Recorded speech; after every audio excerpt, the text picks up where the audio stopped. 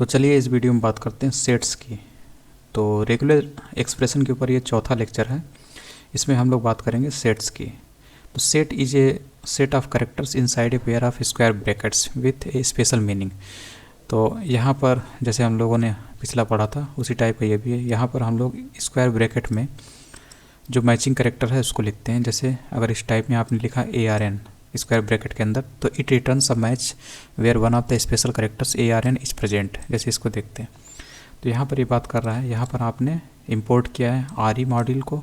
इसके अंदर एक फाइंड ऑल मेथड जिसका आप इस्तेमाल कर रहे हैं, इसीलिए आपने इसे इंपोर्ट किया है। ठीक है, फाइंड ऑल क्या काम करता है, इस पैटर्न को इसमें खोजता है। ठीक है, और ये पैटर्न क्या बोल रहा है, it's checks if the string has any AR और N करेक्टर्स। ये बोल रहा है कि AR या N करेक्टर्स में से कोई भी इस वेरिएबल में मौजूद स्ट्रिंग में मौजूद है तो ये क्या देगा, उसकी एक लिस्ट बना के इसमें डाल देगा, जिसको हम लोग यहाँ से प्रिंट कराते हैं।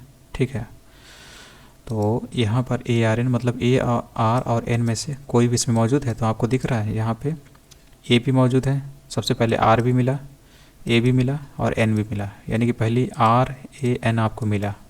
उसके बाद फिर आपको ARN फिर मिल रहा है, इसलिए N फिर यहाँ पे दे रहा है। उसके बाद आपको यहाँ पे A और फिर उसके बाद N मिल रहा है, यानी कि AN।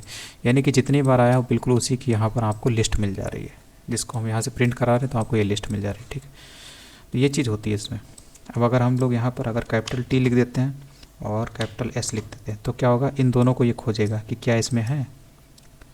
तो देखिए पहली बार आया T तो T आपको मिलेगा, उसके बाद आपको S यहाँ से मिलेगा, यानी कि केवल दो एलिमेंट आपको, दो अल्फ़ाबेट मिलेंगे, दो लेटर मिलेंगे। ठीक, इस लिस्ट में T और S नाम से। हाँ, उसके नीचे भी है, ये भूल गए थे।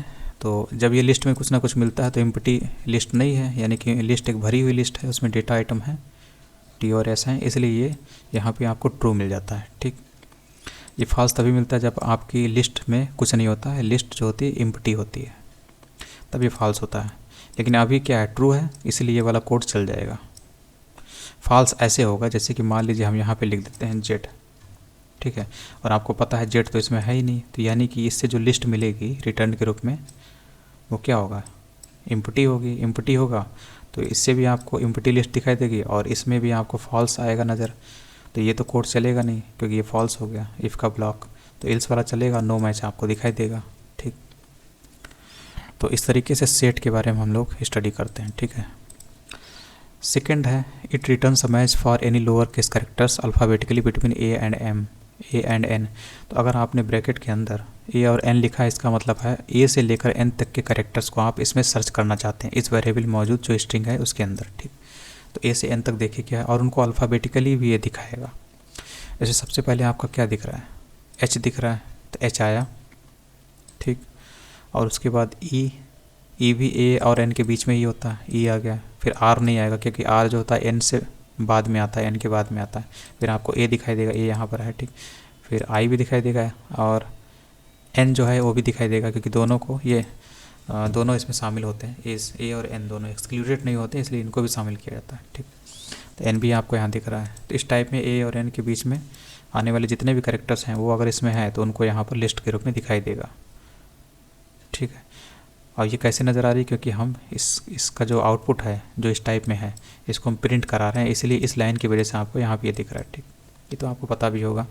उसके बाद चूँकि लिस्ट है, इसमें आइटम भी मौजूद हैं, इसलिए ये आपको ट्रू दे देता है।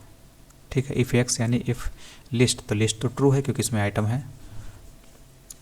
ठीक है, तो ये हो गया आपका, इसलिए आपका ये एग्जीक्यूट कर जाता है नीचे वाली लाइन।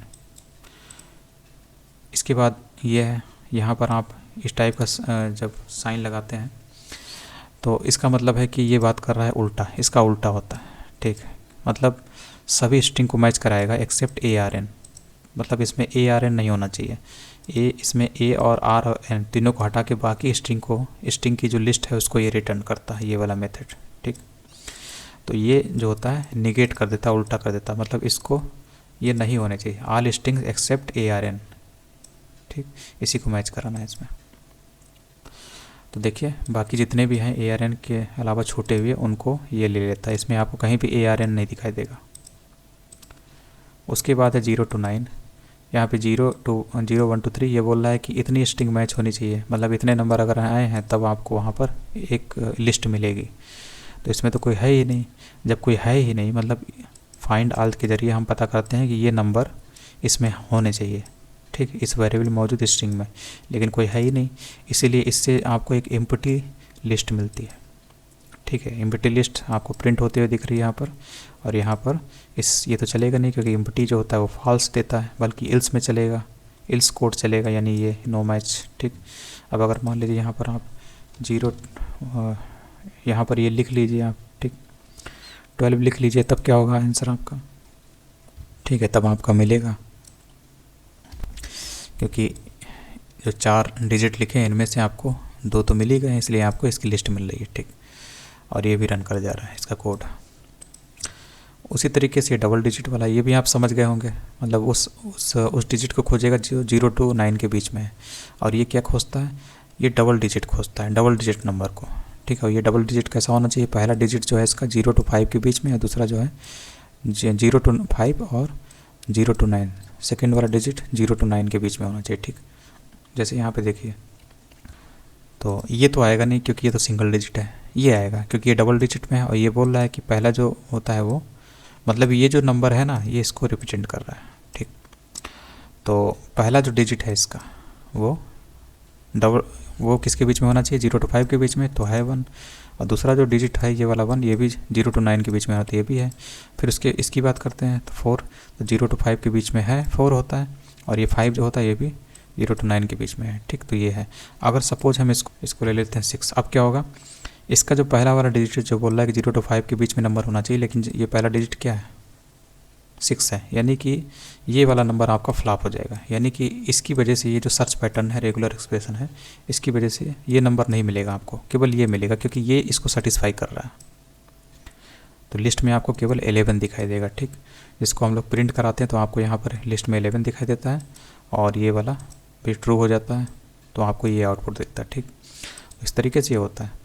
और ये उसी टाइप का है, इसमें बोल रहा है कि it returns a match for any characters alphabetically between A to Z, और इतना लोअर पोर्शन कैलकुलेट करता है, मतलब A to Z लोअर भी हो सकता है, और जो अपर केस है कैपिटल A से कैपिटल Z तक का भी वो वर्ड हो सकता है, तो सारे चीज़ों को ये मैच करा सकता है।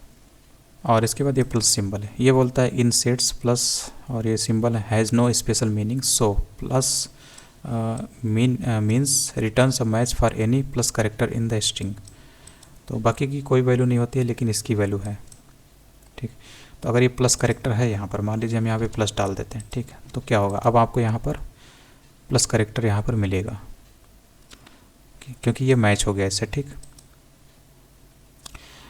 और इसके बाद यहाँ पे प्रिंट हम लोग करा रहे हैं तो ये मिल रहा है हमको। उसके बाद x, यानी कि जो हमें लिस्ट मिल रही है उसमें एक करेक्टर है, एलिमेंट है, इसलिए यहाँ पे ट्रू मिलता है, और ये हमारा रन कर जाता है। बस इतना था। इसके बाद अगले लेक्चर में बात करते हैं।